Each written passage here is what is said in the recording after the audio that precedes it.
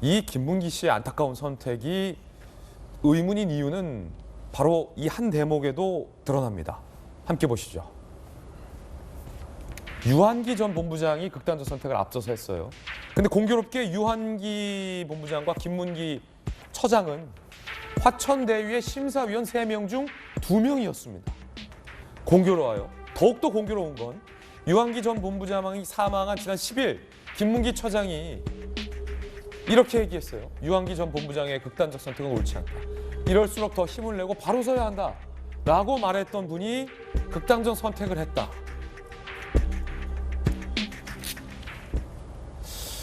그렇기 때문에 더 안타깝고 더 의문인 겁니다. 자, 강력계 형사의 시각이 필요합니다. 의문스러워요. 유가족들 입장은 뭡니까? 유한기 전 본부장과 김문기 처장이 극단적 선택을 하였다는 전제하에 말씀을 드리겠습니다. 유가족들은 김문기 처장이 자신은 실무자에 불과함에도 불구하고 모든 책임을 나에게 돌리는 듯한 현 상황에 상당히 부당함을 토로했다는 입장을 밝히고 있고, 형이 그동안 조사받으면서 극심한 스트레스를 받았다. 이러한 상황에 이르게 된 이 정권과 이 나라의 원망스러움을 토로하기도 했습니다. 유가족 입장에서는 김문기 전 처장이 희생양이라고 생각할 여지가 충분히 있죠. 이 사건은 박승호 변호사님 보시기엔 어때요? 강력계 형사하셨으니까. 내가 희생양이다. 단순히 제가 감으로 말씀드리기는 어려울 것 같고, 예.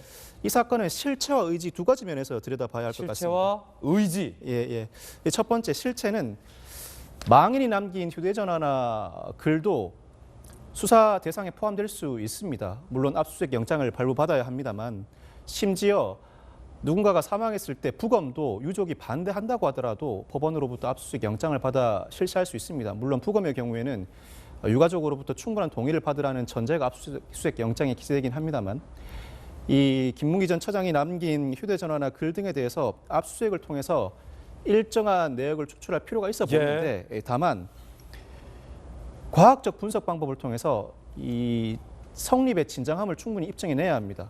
그리고 통상 법원의 재판은 그 작성자가 존재할 때 그 작성자가 실제로 법원에 출석하고 피고인이 반대 신문을 충분히 할 수 있는 기회를 부여해야 하는데, 이 사건의 경우에는 김문기 전 처장 이미 사망한 상황입니다. 그렇다면 이 경우에는 사망한 사람이 남긴 각종 글과 유품은 특별히 신빙할 수 있는 상태임을 입증해내야 증거로 쓸 수가 있습니다. 예. 이 과정은 실체 관계가 어느 정도 남아있는지에 따라 달라질 수 있습니다.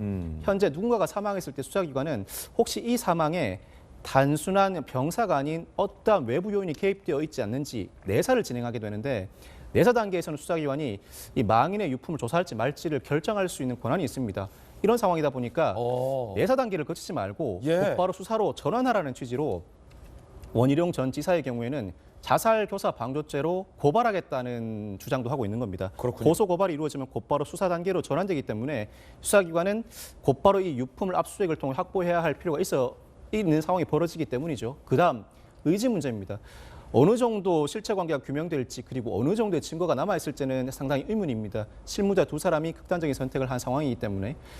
그럼에도 불구하고 그 사람들이 남긴 각종 정황 자료를 통해 아직도 그 실체 관계를 밝혀낼 단서가 남아있다면, 그럼에도 불구하고 조사가 이루어지지 않은 것은 검찰의 수사 의지가 박약이 있기 때문이죠. 이때는 특검으로 전환해야 할 충분한 근거가 확보됩니다. 특검으로 전환해도 어차피 남아있는 근거가 없다면 의미가 없겠지만, 현재 제기되고 있는 각종 의혹 중에는 검찰의 의지가 없다는 의혹도 강력하게 제기되고 있기 때문에 특검 도입을 통한 강력한 의지가 발현된다면 아직까지는 실체 관계를 규명할 만한 단서가 남아있을 가능성이 높다고 평가할 수 있습니다. 강력계 박성배 돌직구 발언이었습니다.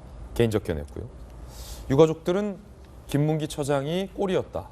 몸통은 따로 있다. 책임을 전가했다라고 유가족들은 이야기를 하고 있습니다. 유가족들의 의견입니다. 들어보시죠. 이 정권, 이 나라, 이 현실, 이런 것들이 다 원망스럽다는 말씀을 먼저 드리고 싶은, 자기가 제일 억울하게 생각하는 거는 회사에서 몰아가시, 쉽게 얘기하면 회사는 책임이 없으니 너 실무자인 네가 책임이 있지 않냐, 유서를 쓸 수 있는 정신 상태도 아니었어요.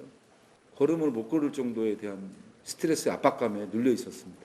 당장 현직에 있는 실무자만 너무 종합적으로 압력을 가하기 때문에 본인이 그걸 감당하지 못한 것 같습니다. 그분 얘기를 하면서 저한테 은근히 내비쳤어요. 그분이 왜 돌아가셨겠냐. 단 하나 책임을 질 수가 없는 거죠. 유가족의 이야기였습니다.